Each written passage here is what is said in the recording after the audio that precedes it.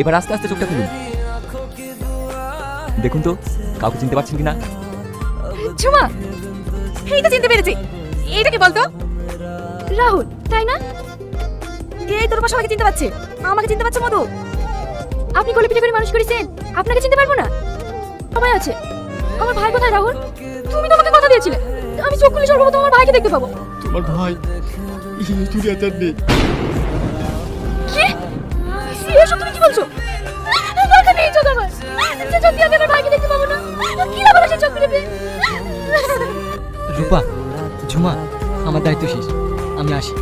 দাঁড়াও ভাই, তুমি না আমার ভাইকে কথা দিয়েছিলে সারা জীবন আমার বোনের খেয়াল রাখবে, তাহলে আজ কেন চলে যাচ্ছ?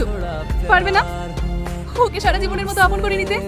জানো রাহুল, আমার ভাইয়ের পর যদি কেউ আমাকে ভালোবেসে থাকে সেটা তুমি। আমিও তোমাকে ভালোবেসে ফেলেছি, কিন্তু বলতে পারিনি, ভয় পেয়েছি। অন্ধই কখনো তোমার বোঝা হতে চাইনি, কিন্তু আজ যদি তুমি চলে যেতে চাও আমি তোমায় আটকাবো না, তুমি যাও।